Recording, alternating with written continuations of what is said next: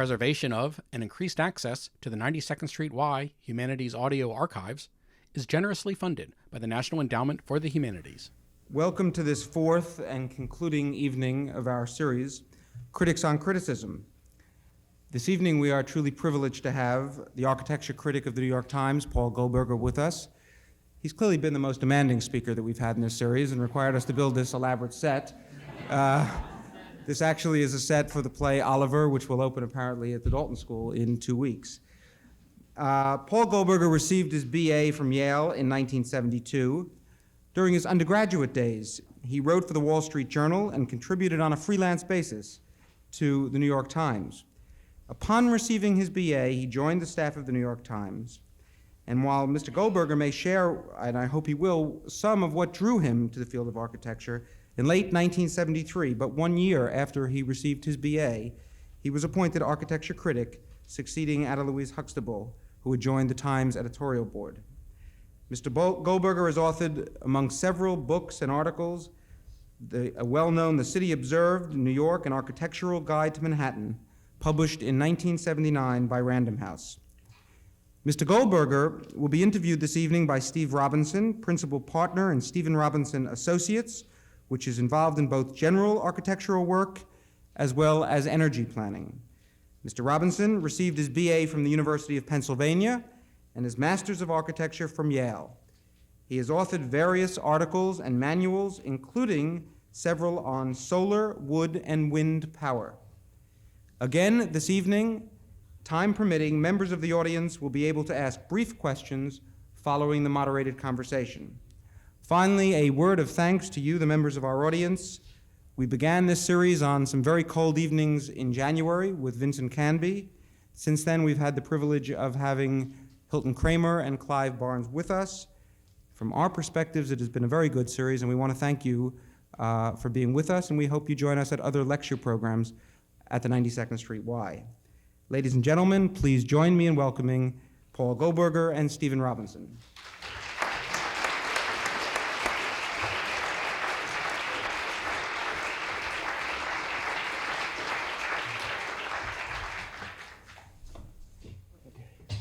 Thank you, John. Can everyone hear? This is okay.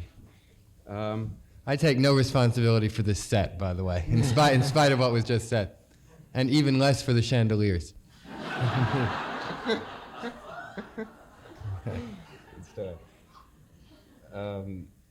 I want to begin by quoting from an article by Ada Louise Huxtable, which she wrote about 2 months ago, which I think addresses an issue that all of us here in Manhattan are very concerned about, and I want to ask Paul to comment on it. It has to do with the connection between the architecture that is being built around the city and the density and the urban design problems that go with heavy building. What she said was, how good and she's referring here to Madison Avenue, she said how good or bad or innovative or amusing the enormous AT&T and IBM buildings and their giant new commercial neighbors may be as architecture becomes utterly irrelevant in view of what these buildings are doing to the city and to the street. The irony is that the architecture simply doesn't count, a statement I never thought I would make. My question to you, Paul, to begin with is, what do you think of that? I think it's right. I think she's right. And in fact, that's something that I've been trying to say, she's been trying to say, and if we can go way back to the 1950s, Louis Mumford was trying to say in his Skyline column in The New Yorker. There's one Mumford column in 1955 in which he said, he phrased it with particular eloquence, and actually I won't even try to quote it because I don't have it in front of me, but something about there will come a time when the city will become so congested, so desperately overbuilt, that those extraordinary works of architecture, those moments that cause us to hold our breath for a stabbing, exciting moment, will simply cease to matter. Mumford, I think in a somewhat paranoid fashion, actually thought the time had already come in 1955. It had not.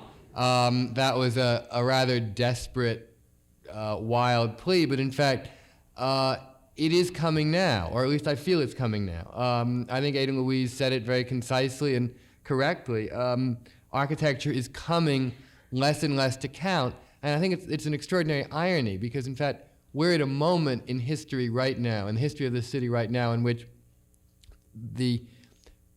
architecture in a pure sense, the design of an individual building, is in fact more interesting by far than it was a generation ago.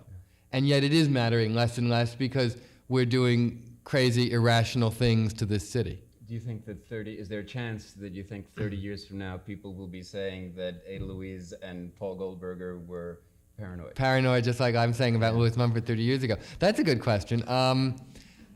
Who knows? I think not, simply because I believe somewhere there are absolute limits to density.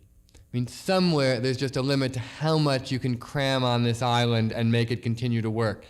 And we're beginning to get close to those limits in certain parts of Midtown Manhattan and the Upper East Side now. And unless dramatic changes are made, I mean, for example, it may be, say, that in 30 years we'll have a completely new transit system. It may be that in 30 years we will give up on the automobile. It may be, but I mean, the laughter, of course, indicates correctly how likely those possibilities are. Those of you who laughed are the wisest people in this room because it's not very likely. So I suspect, in fact, people will not say, oh, they were just paranoid and crazy and you see everything is really fine. Mm-hmm. I don't know that it will be. Okay.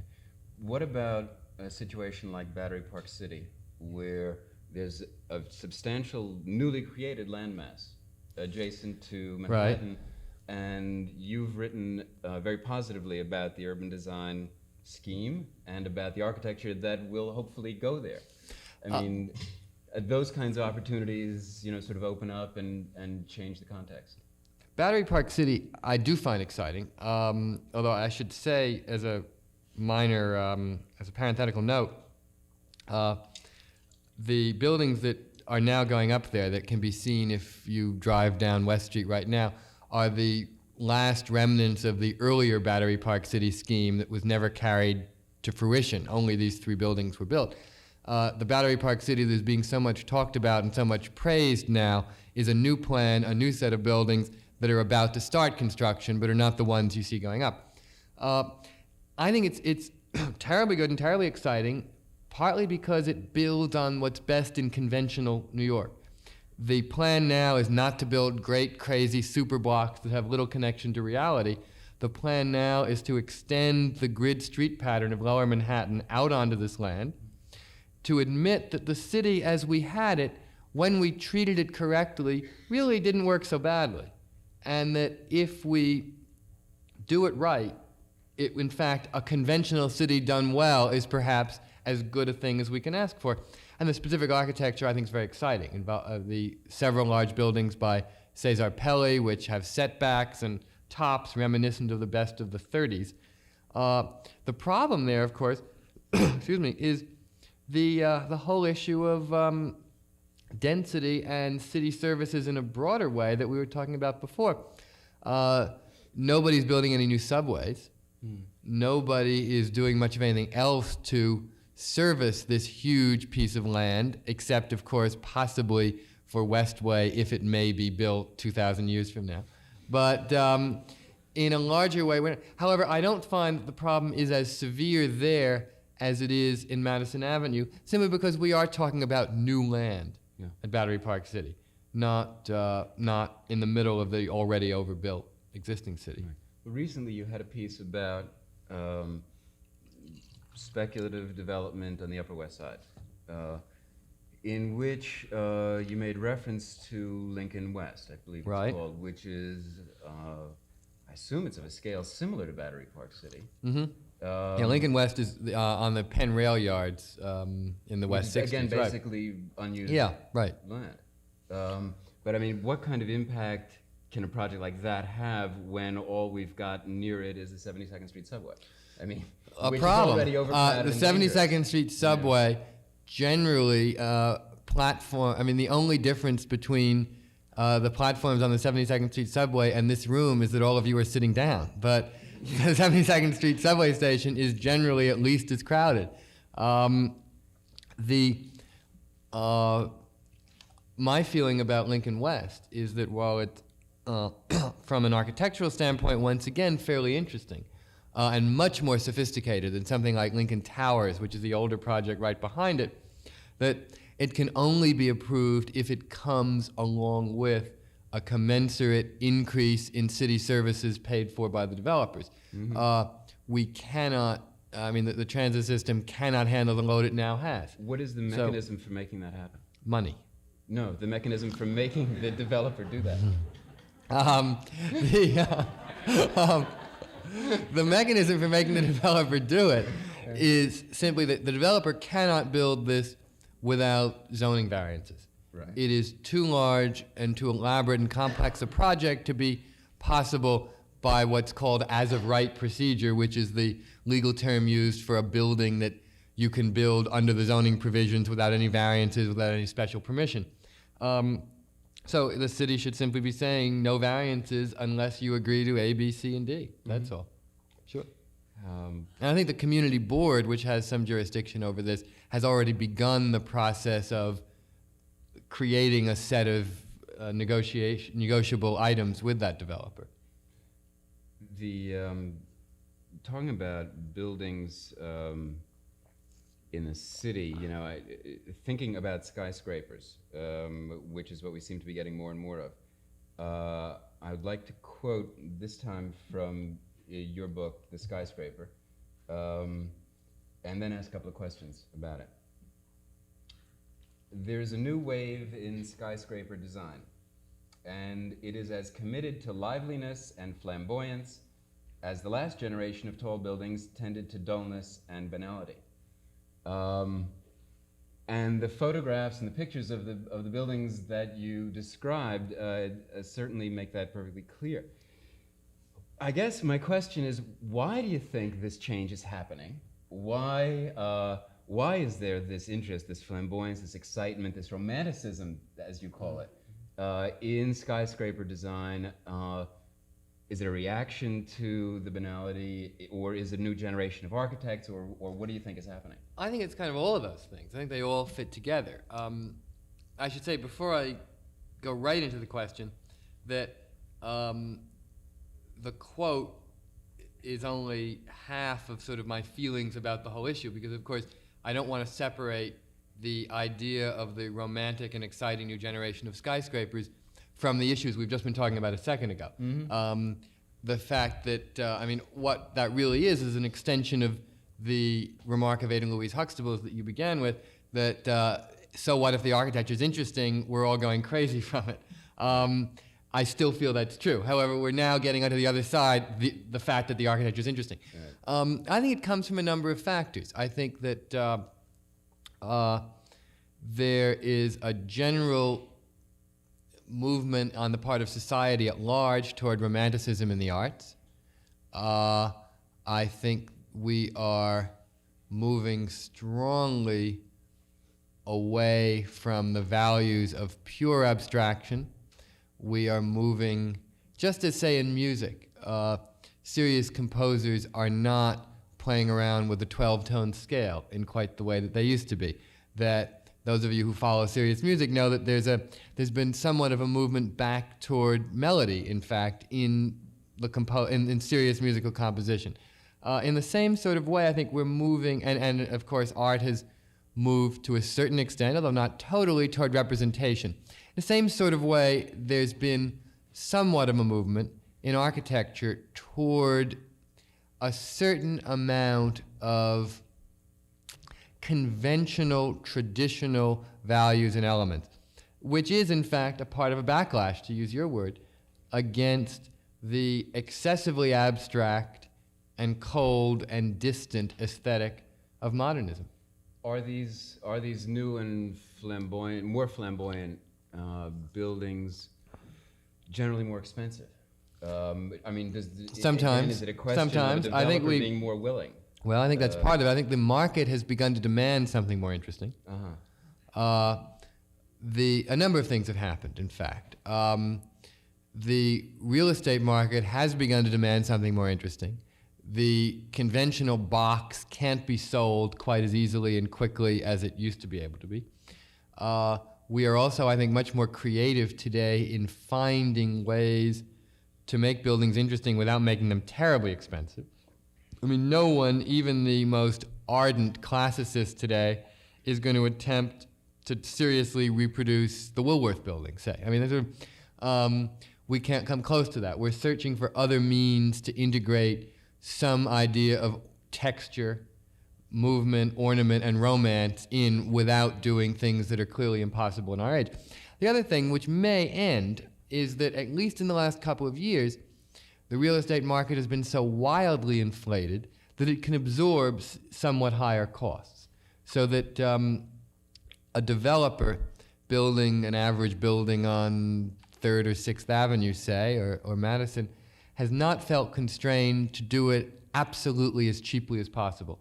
Because if he puts 10% more into his building, he can charge 20% more in rents, and the market will bear it.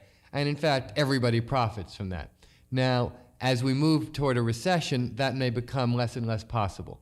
We'll see. It's too early to tell. Except it's a good reminder, in fact, of how the world of architecture can never be divorced from economics, in fact, much more so than any other art. It's intricately and intimately tied together. Is there, as we talk about, better and better buildings, and you mentioned the linkage with the overcrowding and the density, because clearly the place where people want to put these new buildings are the areas where they're liable to get the highest return. Absolutely. What are the mechanisms, if any, that are being used to try to encourage both really high quality building in areas where they might not otherwise be placed? Well, the city is now in the process of putting into effect a set of new zoning laws for Midtown Manhattan, which include, in fact, incentives to get developers to go to the West Side. This is not the Upper West Side, but West Midtown. And the incentives are simply that you're permitted to build a bigger building if you go there, and therefore presumably make more money. Whether that works will depend almost entirely on what happens to the real estate market in the next couple of years. If the recession causes it all to collapse, then no one's going to want to build much of anything anywhere. Mm-hmm. There's a possibility that the market could remain, it could take such a form that the large risks of large buildings on the West Side might not happen, and developers would in fact prefer to still keep squeezing them in on the East Side. A cautious market might cause that. The city can do something, it cannot do everything in anything, really. I mean, the old joke about the 3 rules of real estate remains, I think, somewhat valid in our time, much as we wish it didn't. What are they? The three prime rules of real estate are location, location, and location. Yeah.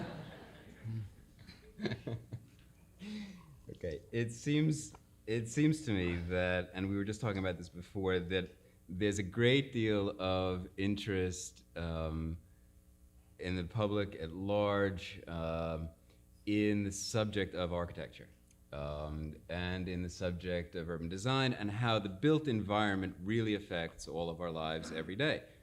We have less and less choice about it. More and more is happening that is beyond our control, and unlike the choice of going to a movie or reading a book, we're confronted with buildings. And I was speaking with a colleague of mine, David Spector, who's highly respected and a good friend, and we were sort of pondering this notion of why is it that in recent years it seems as though there's a great deal of interest in architecture and design. And two of the things that we talked about, one was the fact that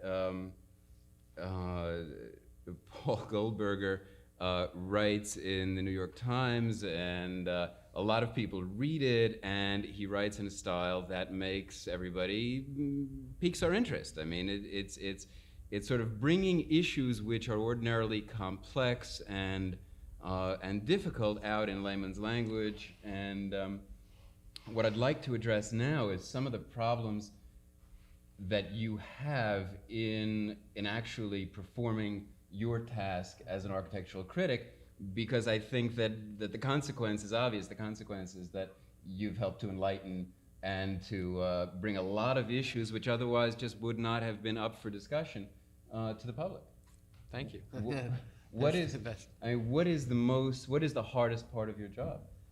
The hardest part of my job. That's I didn't expect the question to come around to that so bluntly and quickly.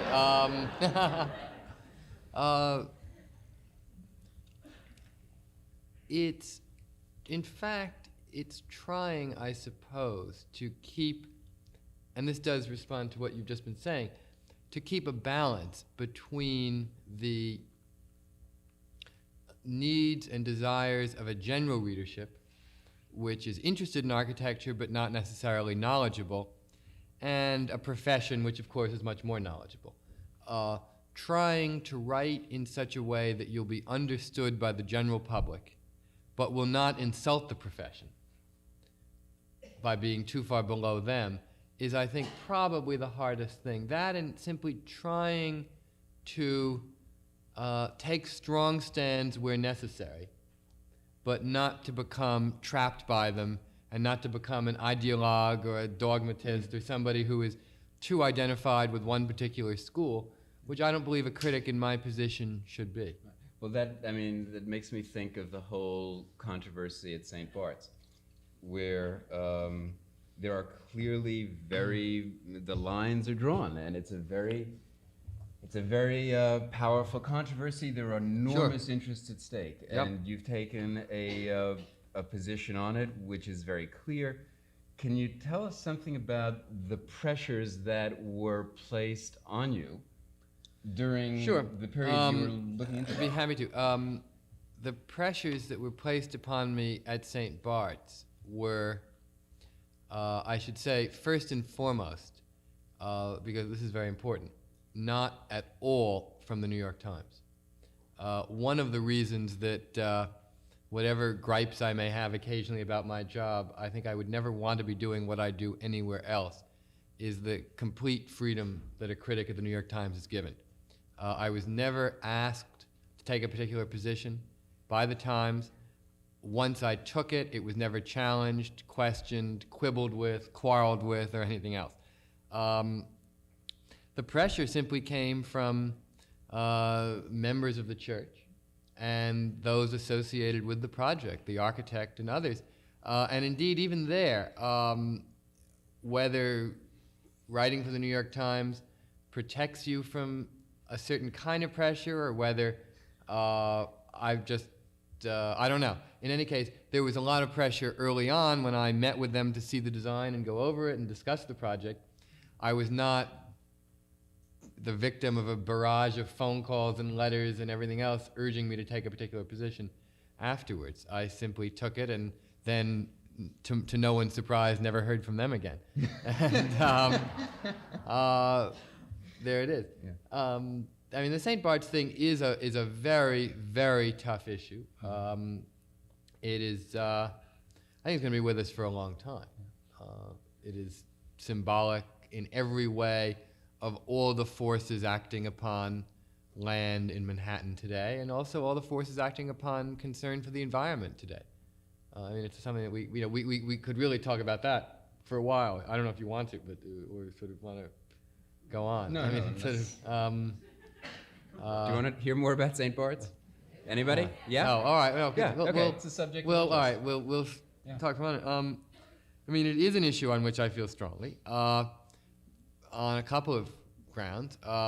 First, because of what we've been talking about before, Midtown Manhattan is horrendously overbuilt already.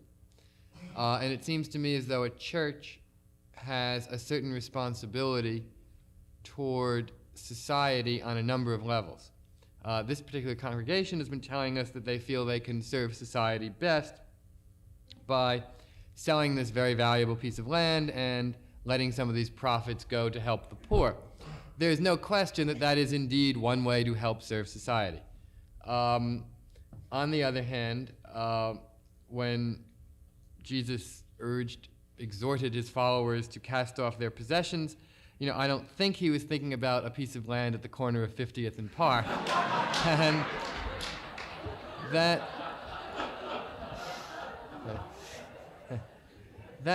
particular piece of land, I think, has great value of a different sort. It's become a symbol of all kinds of things.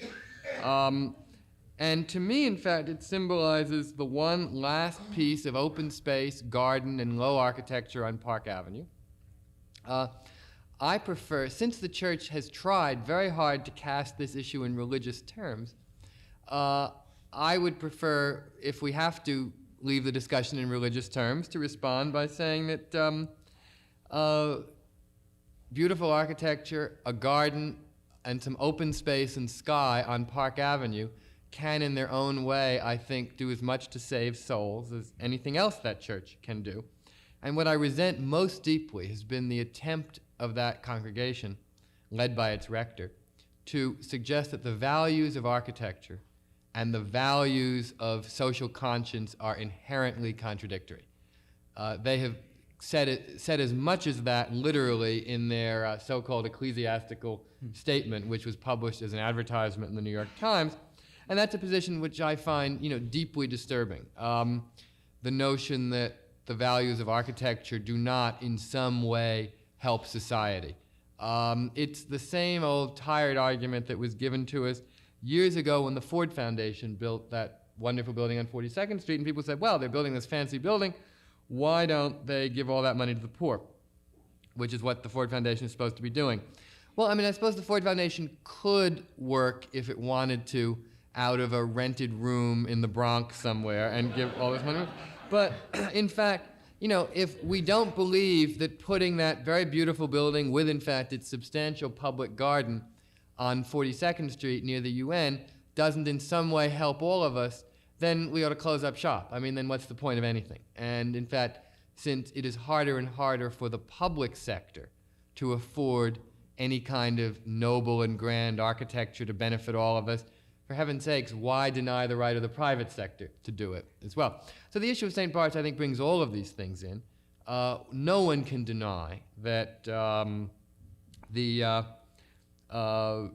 is certain benefit that can potentially accrue to the poor of the city if that building is built and some of the income from it is funneled to the poor.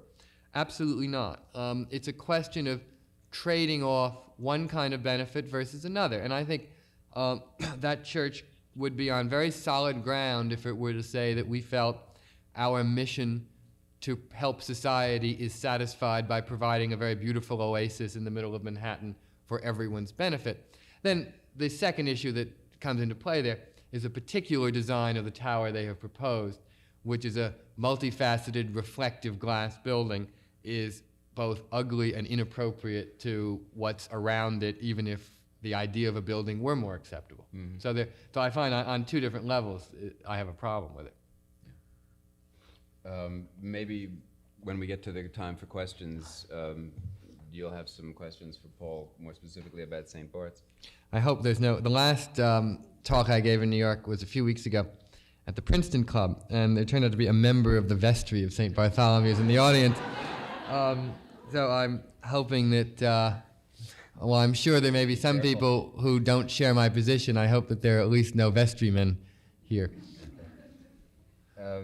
In addition to writing and speaking about buildings and public spaces and the built environment in general, you've also reviewed various exhibitions of architects' work, of architects' drawings, of various art shows of different kinds, and of books on the subject of architecture. One book in particular which has caused a lot of discussion this year is Tom Wolfe's book, From Bauhaus to Art House. Also, I think your review of that book was brought up a point that I'd like to ask you about. And again, I'd like to begin by quoting from your review of that book. The problem, I think, and here we get to the essence of what is wrong with this book, is that Tom Wolfe has no eye.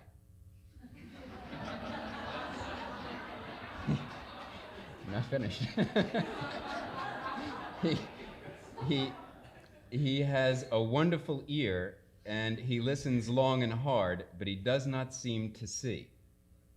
Can you tell us what you had in mind? Sure. I can. I think that's it, what I had in mind. I mean, I sort of like the way I said it, actually.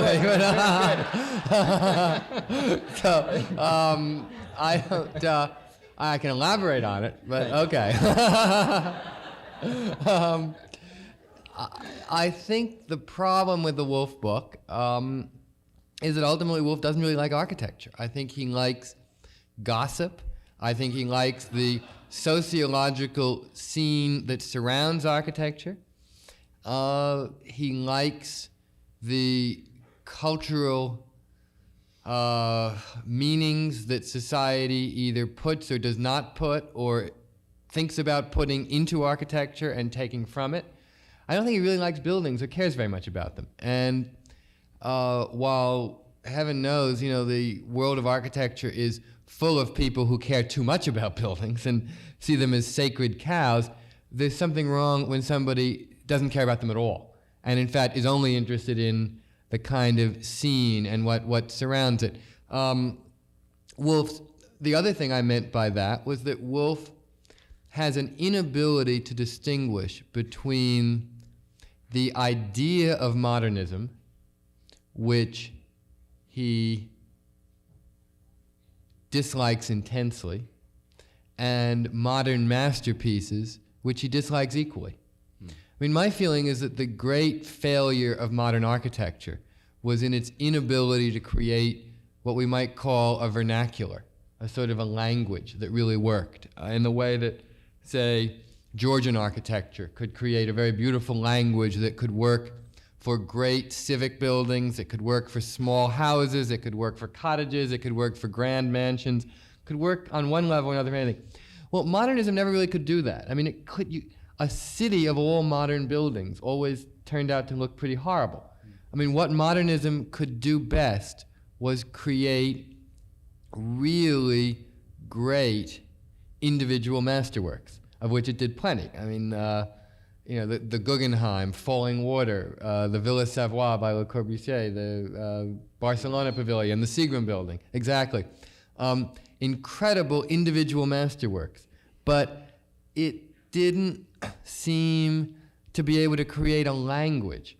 And I think Wolfe was unable to distinguish between those, and he hated it all, hates it all, and it just seems to me as though if you can't see the difference between the to me, exquisite beauty of Seagram on Park Avenue and the junk that imitates Seagram on 3rd Avenue, then you shouldn't be writing books about architecture. That's what I was trying to say also. Thank you. But you talked about creating a vernacular, and that sort of leads me to the question of a terrible confusion in my own mind about postmodernism. Postmodernism is a word that I'm sure most of us in the room have heard, and maybe some of us have even used. I think it's inherently awkward and difficult. Because it doesn't mean very much. Yeah, that's right. And so my question to you is, okay, postmodernism is something we cannot deal with as a recognizable, viable concept. What then is happening now, and what do you see as sort of the state of the art of architecture, in the near future? Postmodernism for architecture is sort of like the nouvelle cuisine for French chefs, I think. I mean, it's sort of a term that has the same kind of meaning, or lack of meaning thereof, and it makes people squirm in just the same sort of way that old-time chefs squirm when you say nouvelle cuisine. The fact of the matter, though, is what's happening kind of is postmodernism, not in the excessively narrow and rather academic and studied and pretentious sense of its being practiced by some of its better known advocates, but in the sense of a general return to certain values that I don't associate particularly with modern architecture. The belief that reusing bits and pieces from history is all right, the belief that ornament is not an inherent evil, the belief that a building need not be a pure and perfect object, but say one side of it can reflect one set of demands and the other side can reflect another. And the belief, maybe most important of all, that a building, since it is not a pure and perfect object, can and should fit as gracefully as possible into the physical context of which it's a part. Those are the kind of beliefs that I think of as summarizing current thinking right now. And they're beliefs that are part of postmodernism, although, as I said, postmodernism is, we tend to think of as a feat, which it is in a lot of ways. But these ideas need not necessarily be a feat. And I think we're seeing they're part of this sort of new generation of skyscrapers that I was talking about too. Yeah. Then on a specific level, who are the practitioners that you feel around the country are working in that area, both large and small scale, urban and suburban? Where do you think that there's really good work happening? Good work happening. Yeah. Okay. There's a lot of good work and interesting work happening. You know, it's great. You didn't say great, so I don't have to respond to that. No, no. I was going to say if you said great, I would say I'm not so sure. Good. That's why I didn't good say is easy. You were right not to say great. Good is easier, I think, to respond to. Well, I think even if we stay right in Manhattan, there is the work that we're seeing going up at large scale today is better than that of a decade ago by far. I have problems with a lot of Philip Johnson's work, but I also have great respect for at least a large chunk of it, or at least certain aspects of all of it. Sounds sort of like some of the people all the time and all of the people some of the time. Caesar Pelle's Battery Park City and some of Pelle's other work.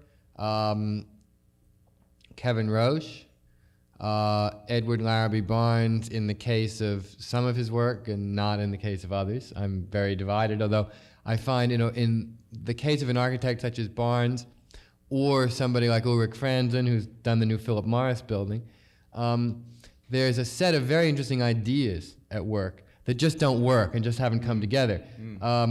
But they're indicative of a certain impulse right now that's very much in the air. I think, excuse me,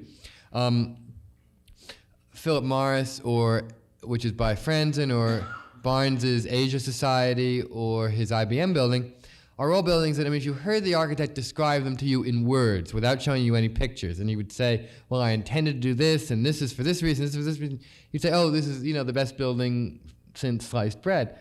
And in fact, they generally don't seem to work. I think they don't work because in each case, the architect just seems to lack some basic finesse of composition and grace. And so they've come out looking very klutzy. But there are ideas there that I find I not only like when I hear the architects describe them, but I will still defend and think they could have yielded a better building if there'd been more grace, say.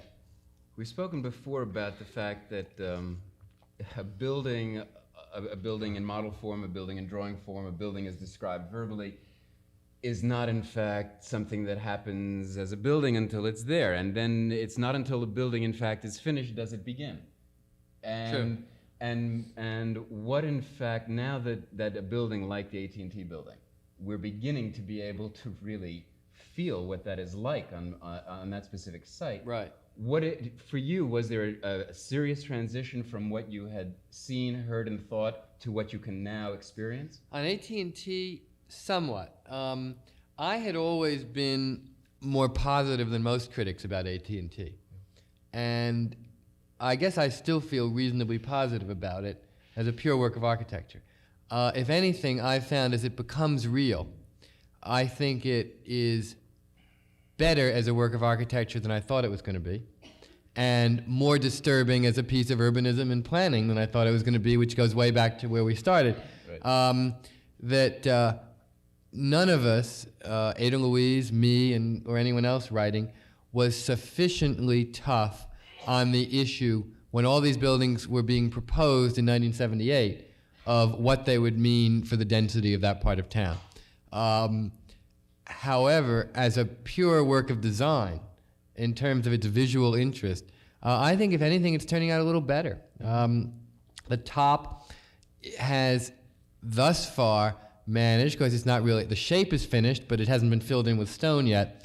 Doesn't look trite at all, as I feared it would. It actually looks rather good. The bottom looks grand and monumental in a way that we have not built anything in this city for a couple of generations, and will probably never be able to afford to build anything again like it. So, and in fact, if the phone company knew it was busting apart, they might not have built it, even then. Although since I understand they're supposed to get richer than ever once they divest themselves of the other companies, maybe that isn't the case. In any event, so I think it's actually rather positive. But it is absolutely true what I think you're getting at, which is that you cannot judge a building until it's really there. Which is why when we review buildings in the Times on the basis of plans, which we do a lot because I think it's a civic obligation to tell people what the major things coming up in the city are going to be like, I try to do it really with a kind of a tentative tone that I wouldn't ever have in a final review. And I think if I can say, something about what I would and would not do, much as I, deeply respect her work, I would never do what Ada Louise Huxtable did back in about 70 or 71, when on the basis of the plans for I.M. Pei's National Gallery in Washington, she said, this building is so great, it proves he's the best living American architect. Well, in fact, the building did turn out to be rather good. But you don't, I feel that you cannot tell enough on the basis of plans, models, drawings, or whatever. So one should be tentative. On the other hand, a critic has an obligation not to be so tentative once it's real, and one can make judgments, sure. All right, I guess we came back to 56th Madison. I'd like to open up the discussion for questions from the audience. Yes? I would like to know whether you are ever called before a building is built to criticize the plan, and also whether your critic of the buildings that you have already criticized have other builders to change their style. Oh, that's an interesting question. The question was, do we ever criticize buildings before they're built, and have criticisms of buildings led other builders to change? For the second part of the question, I think you have to ask the builders, not me, because I'm not sure. The first half, I think I answered a moment ago, which is yes, we do criticize major buildings in print before they're built. And I guess in some cases they have caused changes.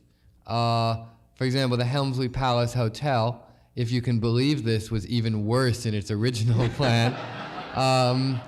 And it's now hard to believe that something could be uglier, but indeed the original scheme for that hotel was. And I would like to hope that criticism led to at least some of those changes. I think the taste and change in architecture works in a very different way from a lot of other things. It's a much slower, more evolutionary process. And I think it's more that rather than criticism of a specific building changing a specific building, I think that criticism over many years sort of helped get us to sort of where we are now, with a certain different set of values at play. That's what I would tend to think of as a thing. Yes? Would you comment about the Portman Hotel and the purported destruction of the two theaters? Sure. In any way reconciling those two issues? Sure, the question was about the Portman Hotel on Times Square and the demolition of the two theaters. Well, it's a sort of a difficult, messy issue. I have been a supporter of the hotel, mainly because I've thought that a big atrium-style Portman-type hotel would be the best thing for Times Square. My enthusiasm has grown less and less and less over the years, and is particularly less now that it looks like there's a really good chance a lot of much more ambitious and interesting restoration work will happen on 42nd Street, so we may not ever have needed the hotel. The demolition of the theaters is an equally tough issue. I'm distressed that none of the hotel has been in the air since 1973. I'm somewhat distressed that no one of the people who are so violently objecting to the demolition of them now came forward until a year ago, after the plan was on the books and about to happen for 8 of the 9 years. However, having said that, I have studied and gone over very carefully the Lee Pomeroy plan commissioned by Actors Equity to see if the hotel could be built in an alternate scheme, saving the theaters. And I think it's not only is it workable, but in fact it's better than the Portman scheme. And I would like to see it happen that way. I'm not optimistic about the chances that it would happen in that version. However, I think it's better in that version, and in a perfect world, it would happen that way. Yes? Yeah. I have two questions about needle buildings. First of all, do you think that they really fill some kind of a need in today's housing market in Manhattan? Or don't you think that there are already many apartments of that sort of available? Second of all, do you envision their proliferation, or do you think it'll be a limited operation? Okay, the question was about needle buildings, sliver buildings, as I prefer to call them because it's a less flattering word. Needle seems to imply a certain kind of romanticism, which sliver doesn't. I don't, well, do they fill a need in the market? Well, the housing market in Manhattan in good areas has been so strong right now that anything fills a need in the sense that it gets rented. I mean, a doghouse would get rented in Manhattan today, so that on some basic primitive level, a doghouse fills a need. But I mean, that's not really what we're getting at. Are they, in terms of urban planning and the future of the city and the quality of housing units, the best way to solve our needs? That's how I would phrase the question, and if I phrase it that way, I'd say no, they're not. However, they do differ from one to the other. The ones proposed for 81st and 96th Streets on the east side here I find indefensible. There is one in the air for Park in the 30s that, frankly, I would prefer to see nothing happen on that site, but if something were to happen, that particular design and that particular location is far, far less damaging than the uptown ones that have been proposed are. And in fact, in some ways, since it's to rise next to a tall apartment house and sort of huddle up against it, would not result in that drastic a change in the way the city looked and felt. The most sort of insidious are the tiny, tiny, very narrow ones that rise in the middle of the block, destroying the whole pattern that Manhattan was supposed to be built on. But ultimately, all of these buildings are the result of a system of land values in which values have become so high that it's economical for a builder to do such a thing. And I'd prefer that even the more thoughtful of them, while I feel it's important for us to make the distinction, I wish we were in a situation where even the more thoughtfully designed ones were not proposed in the first place. So my answer is pretty much, no, mostly no. Steve? I can't see the right-hand side of the balcony from the light, so if anybody there has any questions. I would like to know why so many of the office buildings in Midtown are built without windows that open, but we're so concerned with energy conservation. Okay. The question was why so many office buildings are built without windows that open when we're so concerned with energy conservation. Haji, since Steve Robinson is an energy expert, do you want to answer that? Or should I try? I'll try, and if I'm wrong, you tell me. Okay. My sense, from what I understand, is that a building of the size of a lot of Midtown Manhattan office buildings requires so complex and sophisticated a system of air circulation inside that, in fact, the air system works better and uses less energy if the windows are sealed, and that it's disrupted and becomes more expensive to operate when the windows are operable. This does not hold true of smaller buildings, but it does hold true of very, very large ones. So I am told, but I actually would be very happy to be told I'm wrong because I prefer windows that open as well. Am I wrong or am I right on that? No, well, thank you for the comment I would like to make about that is that if those buildings were designed so that the exterior skin of the building, the facades of each elevation responded to the environmental conditions, and there are obviously different ones on the north than there are on the south, and the east and the west, then the interior problems of conditioning the space would not be nearly as serious. In other words, if you had horizontal overhangs in the south face of a building, you wouldn't need so much air conditioning in the summertime because you wouldn't have all of the direct... and if there was more insulation on the north side of the building than on the south, I mean, there are certain architectural ways, but all of the buildings, or most of the ones you're referring to, were built at a time when energy considerations were not seriously thought about. Yeah, but it is true even today, where energy considerations are very seriously taken, we're still building our big buildings with sealed windows. Yeah, but the Right. loads are greatly reduced. Yeah, Greatly yeah. The loads are greatly reduced. The windows are smaller, and the systems are more sophisticated in general. That's true. I still prefer opening operable windows too. It is sort of Yes? Be very interested to hear you comment on the City Landmarks Commission, some of the good things it's done and the bad things it may have done. Sure. The question was about the City Landmarks Commission, the good things and the bad things it's done. I do not agree with the position taken by the former Corporation Counsel of the city in yesterday's New York Times real estate section, which was rather strongly anti-landmarks. I think the commission has done more good than bad, and in fact has generally done good things. They have, I think, quite masterfully fought and won the Grand Central battle, bringing that case to the Supreme Court in the first and so far the only Supreme Court case to affirm the right of a community to designate landmarks. So that is a crucial case in legal history as well as planning history.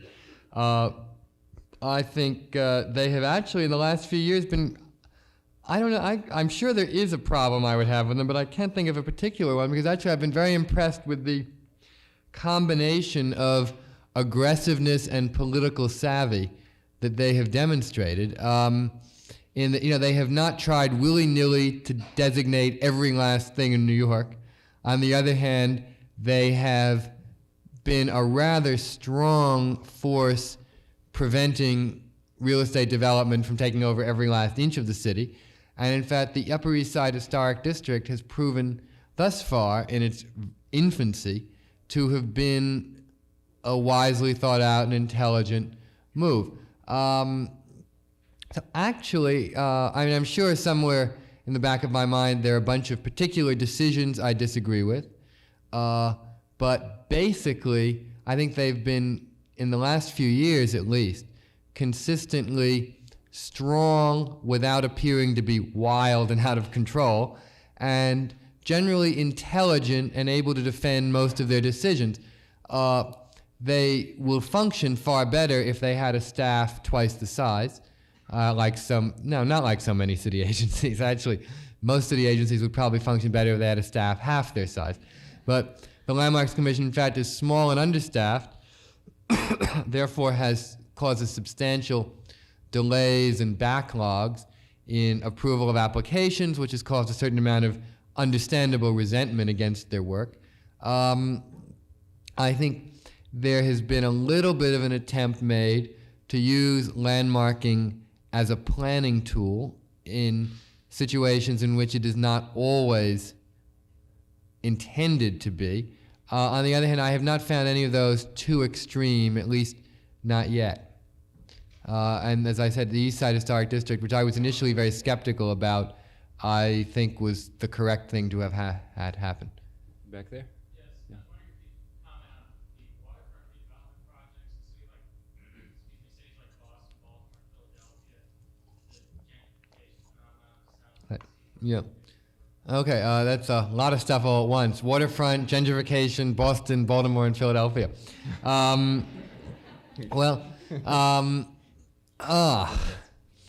how to deal with all those issues without making them too simple, because in fact there's a lot of stuff in there. Gentrification and waterfront redevelopment, in fact, it's funny, I mean, they do in fact tend to go hand in hand. I think they have different meanings in different cities. In Baltimore, the waterfront project, which is Harbor Place by the Rouse Company, I find generally pretty good. I mean, it's a kind of a canned urban experience, but it's rather well canned. It's well done, and given the absolute paucity of anything in Baltimore to start with, it has made. I mean, of course, it's a little bit suburbanized in a way. I mean, it's sort of the urban experience of ethnic food and cafes and meeting people and crowds and shopping at boutiques and all that, all sort of homogenized and neatened up and put into this neat little Rouse Company designed package. On the other hand, it's also rather elitist to say that. And in fact, it's obvious that people want that and that it kind of works pretty well and satisfies a need, given the fact that, as I said, in Baltimore, the need was surely very desperate.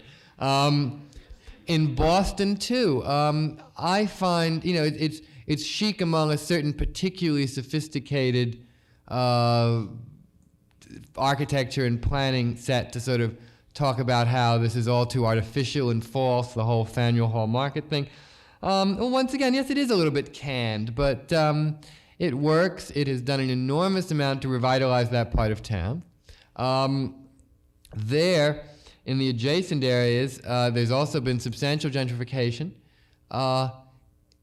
which has tended in some places to begin to push out the ethnic poor that originally occupied such areas, which I think we've seen much less of so far in Baltimore.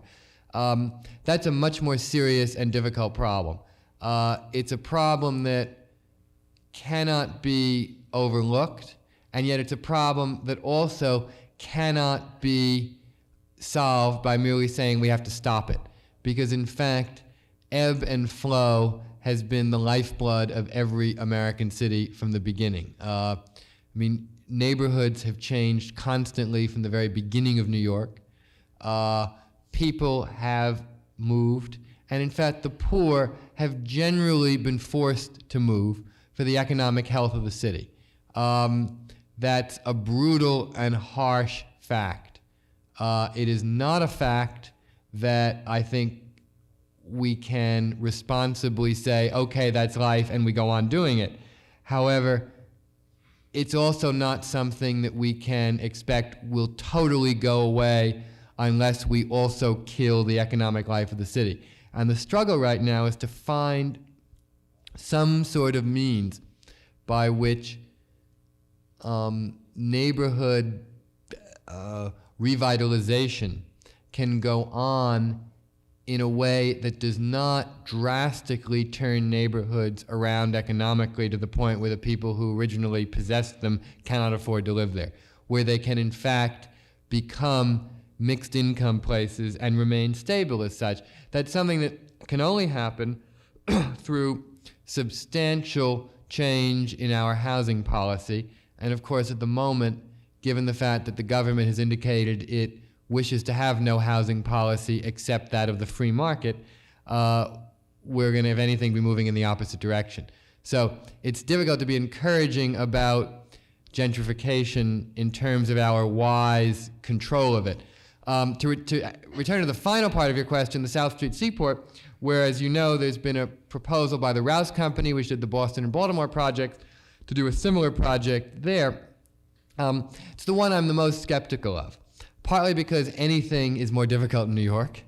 Second, because the urban experience that these places try so hard to package is one that really existed only barely in these other cities in the last generation, but still exists in its real and unpackaged and unhomogenized form in New York.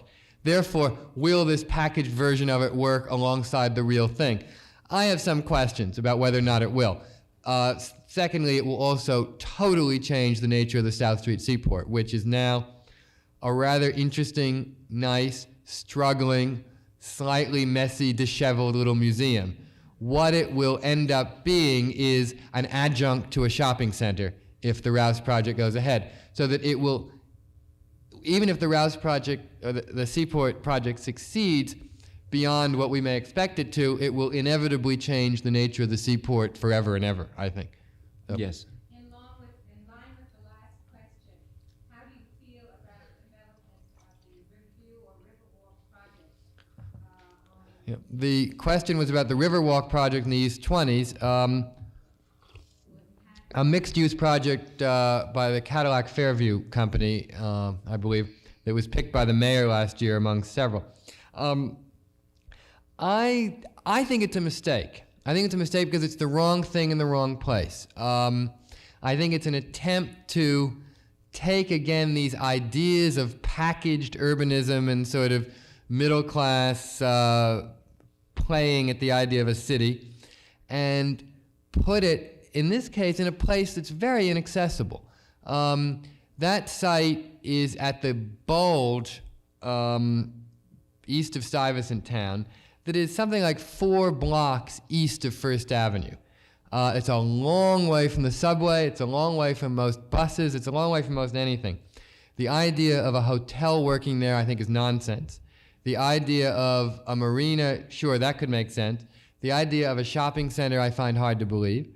My sense really was that the most sensible of the 4 alternatives that was being considered was, and I never thought I would be advocating such a project, but given the 4 choices, the IM Pei luxury apartment towers, which were a simple, straight luxury apartment project with a public park in its center, but nothing else, actually made the most sense there. And I think we were opting for a cliche instead of, or the mayor was opting for a cliche instead of something that made real sense there. And so far it hasn't happened, which is part of, I think if the other project had been chosen, I think it would be halfway up by now. Yes. So I particularly enjoyed your article on quality of life in the winter that you wrote last winter. And I showed it to several photographers who also enjoyed it as photographers. I was wondering how you came about to develop a sensitivity to light, whether it was as an architectural critic or through another medium. Oh, that's an interesting question. It was about sensitivity to light, and I'm flattered that you remember that piece on winter light, actually, that it was a year ago. I don't know. It's funny. I mean, I just sort of look and think a little bit. And sort of, I do love photography very much. I'm not myself a photographer, though. But I like photography, and I, look at a lot of photography exhibits and read a lot of books of it. So I suppose that probably honed my eye. But you really, to really look at architecture, you have to think about light. I remember an incredible remark that Louis Kahn once made when he said that the sun never knew how great it was till it hit the side of a building. I mean, what a wonderful thing that is. But if you think about things that way, then you think about light. That's all. So, Yes. not really. No. I mean, I sort of like to scribble little doodles, and I've sort of helped give advice to a few friends here and there. But no. I mean, I don't know that I would be that good an architect. The world has a lot of second-rate architects right now. I'm not sure it needs another. I don't know. I mean, it's sort of, I like very much what I do. And I am, someday I may build myself a house if I could ever afford it or something like that. But I don't have any desire to really be an architect as a way of spending all my time. No. Yes. No. About 5 or 6 weeks ago, when we had that very cold spell, I was practically locked out of my bedroom because there were casement windows, and the wind was just coming in at all sides. And then you wrote that article criticizing Manhattan houses. Right. The casement windows being replaced. And I thought of Paul Goldberger in my bedroom. Wow. She was hoping she wouldn't be Right. told.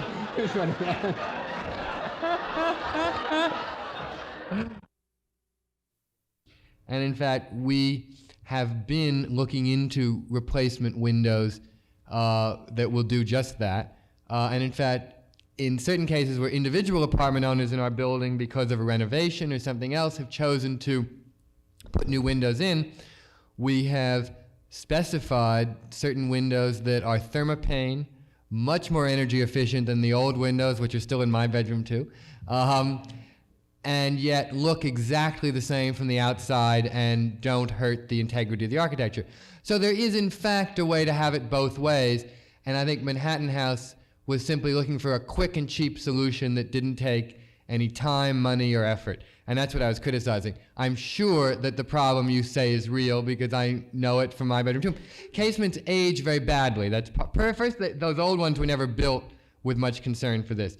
And in fact, you'll find 50-year-old double-hung windows also tend to leak a lot of energy, leak a lot of air.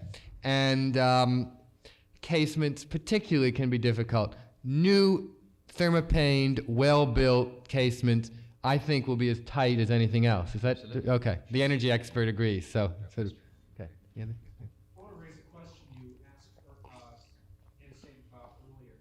Modern architecture never developed a vernacular, and I'd like to dispute that. A good one, didn't develop any. I think okay. Or a good one. The problem, as I see it, with modern architecture is the prototypes were such that made possible a spawning of very cheap, very poorly made imitations, which had never really happened before on such a large scale. Now we have modern buildings going up in the postmodernist phase, which in themselves, there are many good prototypes. Do you see the spawning and what would be the result of this, of cheap imitations of that style and the backlash that might be incoming? That's a good question. And I think the question was, the gentleman felt that the real problem with modernism was that it made possible the spawning of cheap imitations. Plus, the original prototypes Yeah. themselves needed a great deal of maintenance Sure. to maintain their. Well, almost any really good building needs maintenance. I mean, but I think that's certainly true. That was part of it. I don't find that inconsistent with what I was saying. I think it's sort of, in any case, your question was really, is this going to be a problem in the postmodern era? Okay, I think not, because I think that postmodernism, at its best at least, has tried to get away from formulas and to get away from the idea that there is a kind of way to stamp things out, and to get away from easy prototypes in general. And so I tend to think that this may not happen. I mean, my most optimistic reading of where we are is at a moment when there's much more attention to certain basics and to thinking problems through in a fresh way each time. I may be wrong. I don't know. And I think that where I say that there's not too much of a distinction between what you're saying and I'm saying is that I think we would both agree that a failure of modernism was in its becoming too formularized and unwilling to look at things freshly with each problem. And at this very moment, at least, we seem to be doing that. Whether we can sustain it, I don't know. We'll see. Yes, sir. Sure. The question was Pay's Convention Center. I think a convention center is an essentially impossible building program. Nothing that big can ever look very good. Pay's building, but I think there are only 2 convention centers in America thus far that seem likely to be anything other than unbearable, horrible boxes, warehouses in the middle of a city. One of them is the one that has just been completed in San Francisco that's entirely underground. And the other is Pay's building now going up on 11th Avenue.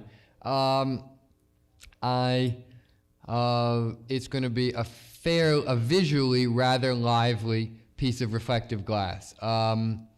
And I think it's probably going to work as well as any other. I mean, as I said, it's so different from any way in which we measure buildings because, of course, it cannot relate to context. That's like saying the Queen Mary has to relate to its context. So that we must measure it by a different set of standards. On the other hand, it cannot be particularly elaborate because it's so huge that it's too expensive to build even without elaboration. So how to make it interesting and relate, it's a terribly difficult problem, and I think it's been done reasonably well. Again, to the extent that we can tell based on models. It will be up soon, but it's not yet ready. Yes. I'd like to get back to the previous question briefly, but I think it's an important point, the differentiation between prototype and imitation, and maybe that parallels to the definition of architecture to construction. And I would like to go to the very basic definition that you have when you criticize architecture. What is your definition of what makes architecture versus building? The question is, what makes architecture versus building? Sir Nicholas Pevsner once said that a bicycle shed is a building and Lincoln Cathedral is architecture. That's very nice, although most buildings fall in between, and it doesn't help us deal with that very much. I don't know, really, whether it particularly matters. I tend to think, if I can say this with all due respect, that that's one of those questions that's kind of like, what is art? We could sort of all talk in different ways about that all night, and I don't know really where it gets us. Architecture is building with serious aesthetic intent, I might say. On the other hand, that leaves out too much building that affects our lives too crucially to ignore. I mean, I would prefer to cast the net very wide and say architecture is the consciously made, built environment that affects all of our lives, and leave it at that. I do not set a definition of architecture, as Pevsner did, that means only works of great quality. There's too much bad building around that we can learn too much from to ignore, really. So I define it broadly, and would rather say that building X is bad architecture rather than building X is not architecture. Semantics, that's all. I think we probably have time for 2 or 3 more questions. Yeah. What is your opinion of the Dakota aesthetically? The Dakota apartments or the state? The apartments, okay.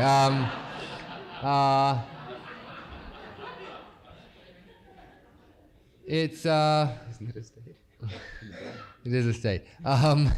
It's wonderful and important in the history of American architecture, I think, because it was one of the early examples of luxury apartments. It had a great deal of influence in terms of the design and layout of luxury apartment buildings through not only the city but the country.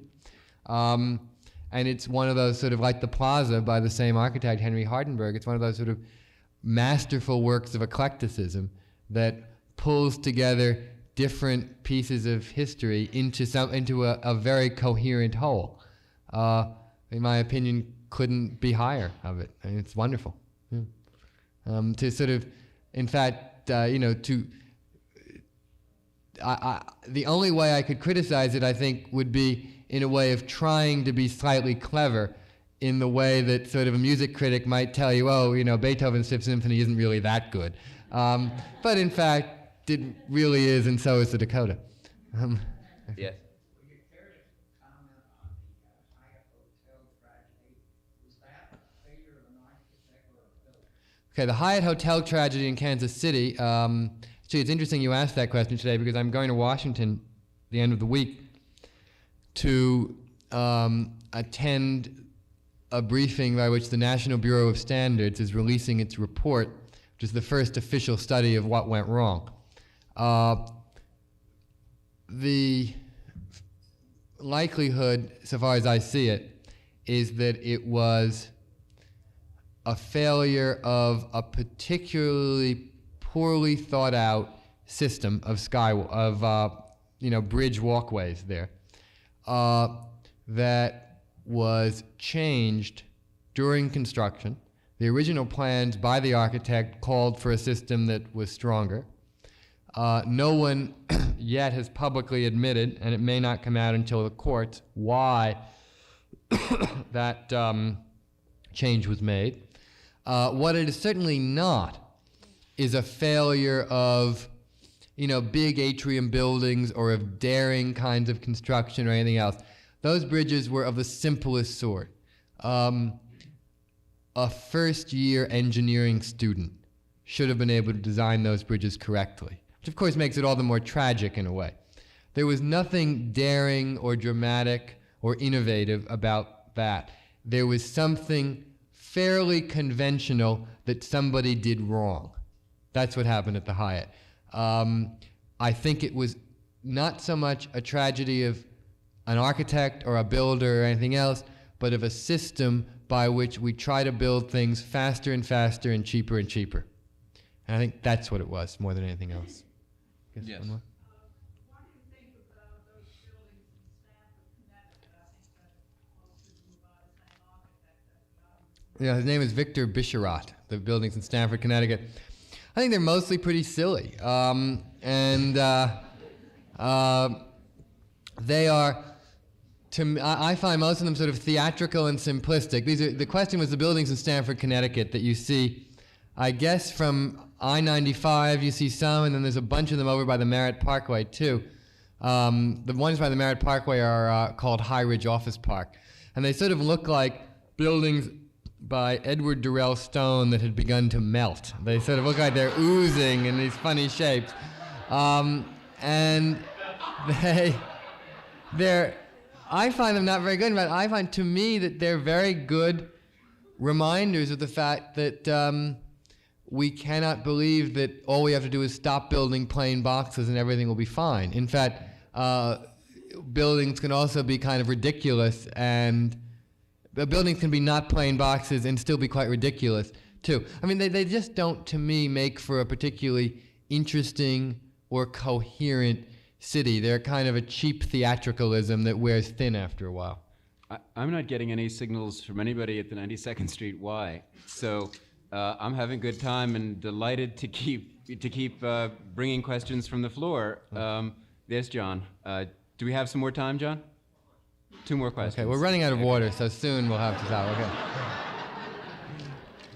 In your column, you raise great hopes and dreams of what the city could be like, and you also reinforce our urges to reach out and squash buildings and their developers. My office lives out over St. Bart's, and I live a couple blocks from Penn Central West. What can an ordinary citizen do in New York to have any impact on the shape of the city to come? That's a very nice question, to which I wish I had a strong answer. I really do. The question was, what can an ordinary citizen do to affect the shape of the city to come? I think one of the problems we're all feeling right now is a certain kind of powerlessness, a sense that there are forces at work larger than any of us, and larger even than some of us collectively. I think what one can do is be vocal in community groups and community board hearings, become active in all kinds of community organizations on every level. One can write letters. Letters to the New York Times on issues like this, I think, and I'm just speaking from pure instinct, not from talking to any of my colleagues in this department, but I get a sense that letters on this kind of issue get a higher publication rate than others because we get 2 trillion letters a day on inflation and the economy and all that. And in fact, the editors would almost rather publish a letter about why the building so-and-so on such and such a corner is so awful, because it seems somewhere to affect life in a more direct way. And it's, in effect, it's the problem we all face in a very complex and very big democratic society. Affecting this is not a hell of a lot easier than affecting government policy or anything else, but it's to do little bits and pieces where you can. Probably on the community level most of all, but also speaking out on citywide issues, as I said, through letters to city councilmen as well as to newspapers and magazines and so forth. And in terms of St. Bart's in particular, since you mentioned that your office overlooks it, I think you should communicate your feelings to both to the church and to the diocese, and as well as to the City Landmarks Commission, which will soon be hearing this issue, and anywhere else. But in fact, there's no one thing I can say that if you did it, we'd all be in the promised land, because it isn't so simple. Yes. The Urban Development Corporation 42nd Street Urban Development Project, do you think that deals successfully with child pornography, one of the goals of that project? The question was, does the Urban Development Corporation's 42nd Street project deal adequately with the problem of pornography? I'm not sure that it does, although I'm not really that familiar with what it's trying to do there. My impression has been that it deals with the problem of pornography essentially by shoving it and nudging it a little bit and hoping it will disperse, not in a more organized fashion. If I'm wrong, correct me, but I don't know of a really coherent part of that development project that is addressing pornography specifically and has any kind of relocation schemes or anything else. So it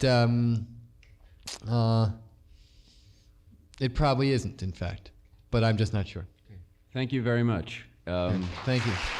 Thank you.